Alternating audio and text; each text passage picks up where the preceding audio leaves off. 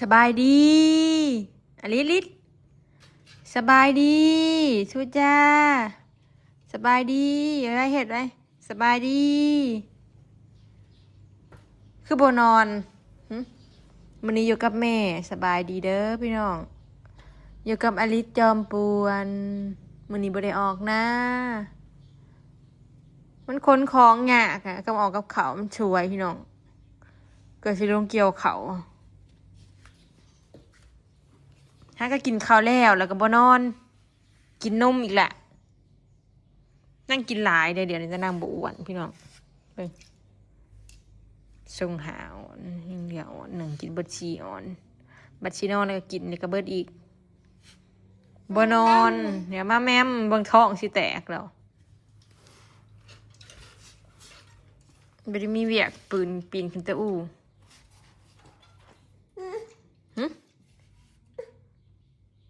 นอนเลยไว้สบายดี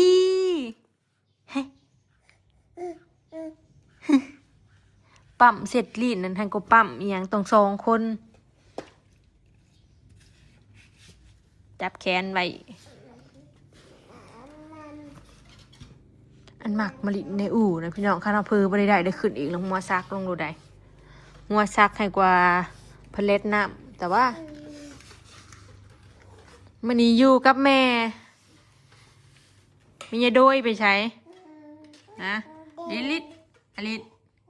มียาโดยไปใช้ฮะมียาโดยดิมียาโดยออกไปเกี่ยวนะเขามียาโดยเอาไปเกี่ยวเขามื่อนี้หอดพายหรือบ่จักบ่แม่นสิแล้วเขากกระเดาพุ่นบ่เบิ่งนี่อันสิลอยออกมาโอ้ยโหไหนน้ำลูกเด้จะเข็ดอะไรผมกระพึ่งครึ่งหนึ่งอยู่ขั้นโบรับเลยจังสิได้เมียนเครื่องเมียนคองเพื่อนนะพี่น้องเอ้ยลมอากาศเย็นความขายาวมือไงนอนเถิดอยู่นะแม่ไม่ได้อยากรับอยากนอน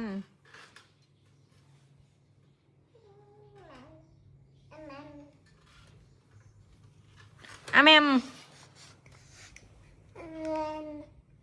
นอนเลยตะดิงดิงตะดิงดิงตะดิงตะตะดิงตะดิงตะดิงดิงอุ้ยท้องสบะตกใจบ่โอ้โคตรอะไรเลยพี่น้องนอนเร็วๆ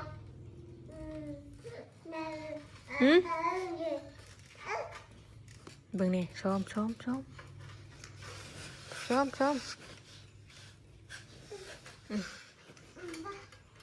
บ่ได้ธรรมดาอะไรสิไปใส่เอาตุ๊กตาดิอันนี้ลิชินอนละบ่อันนี้กี่ดื้อ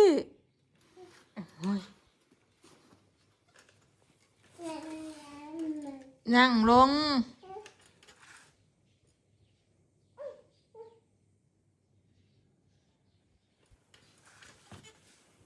นอนลงไว้นั่งดื้อเสร็จเลยพี่น้องเลย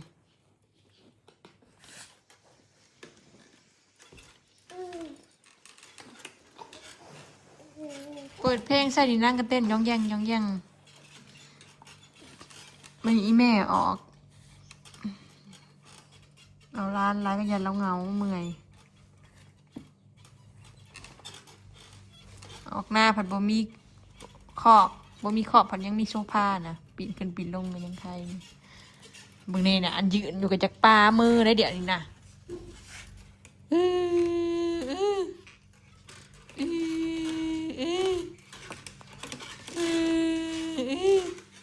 นอนเลย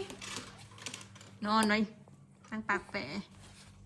นาน ป๊าป๊าป๊าป๊าป๊าป๊าว้าวไว้ป๊าป๊า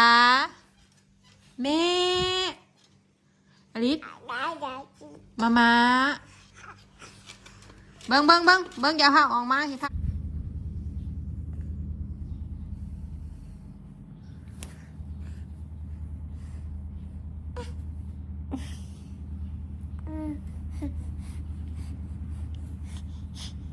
อย่ามาหัวมันจะมาตีหัวหนูผมหมูนั่น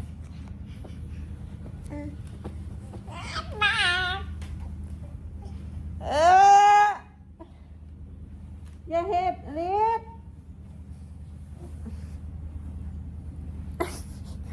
อย่าเฮ็ดแม่ว่า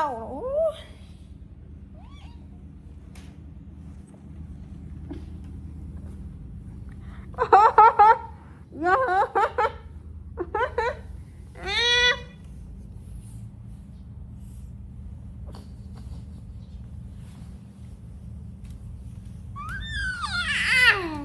โหดได้ไม่จะมายุ่งหัวละกะมาหอมเขานะถ้าอยากให้หอมเลย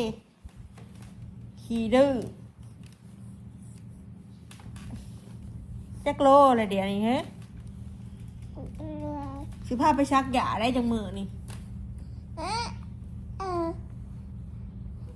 ว่าสิพาเพิ่นไปซักหยาพี่น้องจังมือพี่ข้ามมันด่าว่าพี่น้องเอ้ยอันขึ้นนั่งหน้านั่งหัวเฮาแล้วก็ยืนคักได้เพิ่น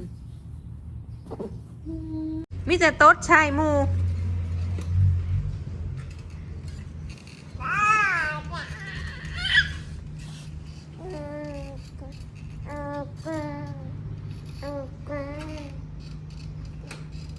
ดื้อพี่ดำไปเหลือ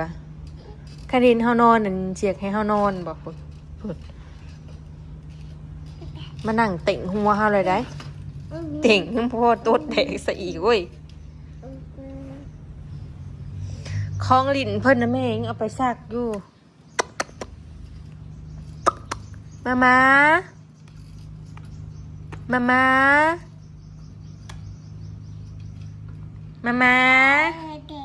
ฮะมายังกินดิเบิ้งกินข้าวแล้วบุยพายุต้มข้าวบ่ได้กินชิลิเล็กป่นมักหุ่งป่นกล้วยเพราะชิลิเล็กกับเพิ่นถ่ายเนี่ยปกติน่ะบ่ได้ให้กินดอกยามจำเป็นจังให้กินปกติก็ต้มให้โอ้ย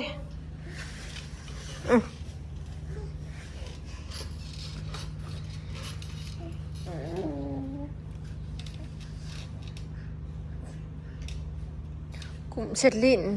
หุ่นเด้เบิ้งนอนเลยไว้นอนเลยไว้คิดหอนอ่อยอยู่โอ้ยตัดข่าวเมื่อยบอด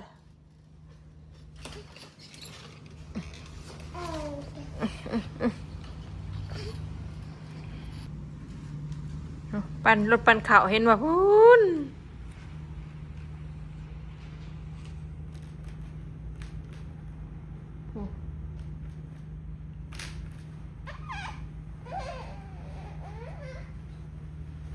คนที่รถปั่นข่าวในข้างบ้านนี่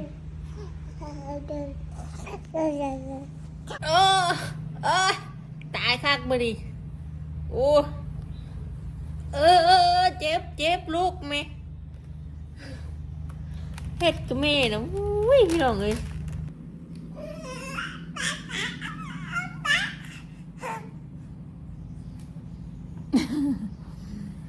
อะไรกูปิโอ้ยืน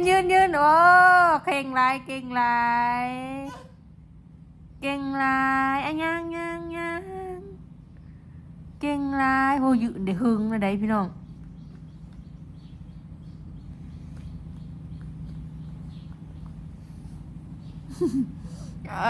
เก่ง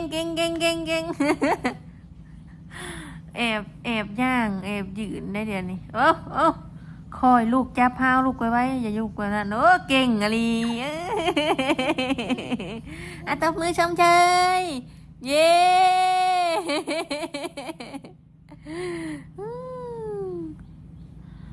ดีใจขนาดเลยพี่น้องนั่งเร็วยืนโอ้โอ้โอ้โอ้โอ้โอ้เก่งเก่งเก่งเก่งเก่งเก่งเก่งตบมือชมชัยเพิ่นมักยืนเวลาเฮานอนหมิแล้วเพิ่นอยากมาขี่หลังอะนะพี่น้องโอ้ยเก่งเก่งเก่งอ่ะเก่งเก่งเอาคอยลูกนะแม่เฮ้ย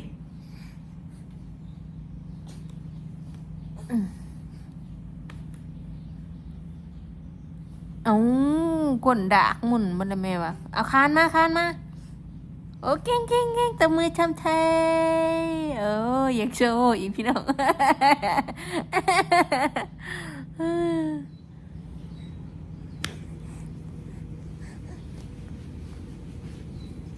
บ่ต้องมาหาเขาคนบ่เพลงแม่โหเลือกไม่ได้เพิ่นหัวแม่จักหายเพิ่นมาตีตาแม่ยุ่มผมแม่ดื้อพี่น้องบ่นอนเนี่ยสิฮอดเที่ยงยังบ่นอนนี่บ่ได้เฮ็ดหยังจังต่อไล่คุบแล้วก็ตีแม่ยุ่มติงให้หมู่นั่งเผาเพิ่นน่ะนอนบ่ได้นอนแม่มาตีโลดพี่น้องมาคุมขี้ขึ้นโคมมาดึงแต่ผมนี่ไม่ได้เห็นยังปวดอะไรได้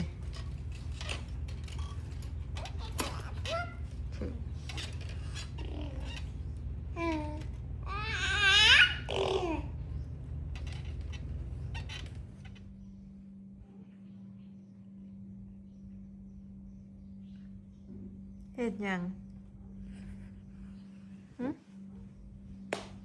ลูกบนนอนบ่อะไรได้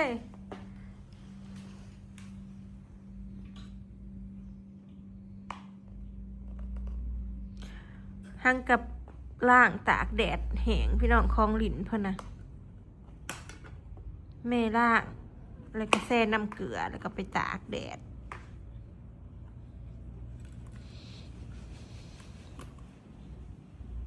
บนนอนพี่น้องเอ้ย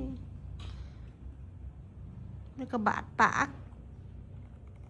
กล้องบ่วงเพิ่นน่ะล่ะ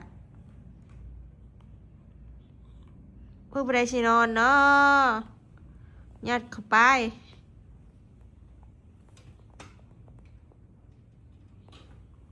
คันเขียวอันอย่างที่กัดได้แต่ก็มีกับบกัดนะอยากกัดแนวแข็งๆนี่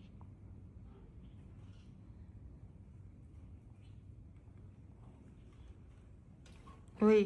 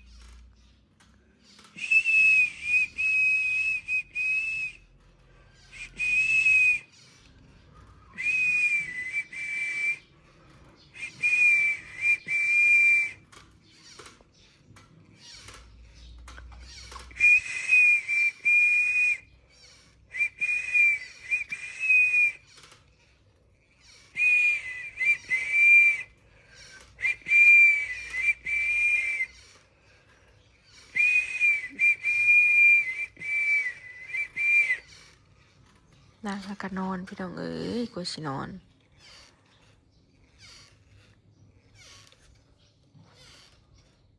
คันอยู่กับแม่น่ะบ่ค่อยนอนดอก อยากลิ่นอยากยุมเฮาขี่โคมเฮาอันดึงผมนี่เว้ยพี่น้องยอมแต่นางดึงผมแม่น่ะขาดเป็นปุ๋ยรับแล้วแม่ไปให้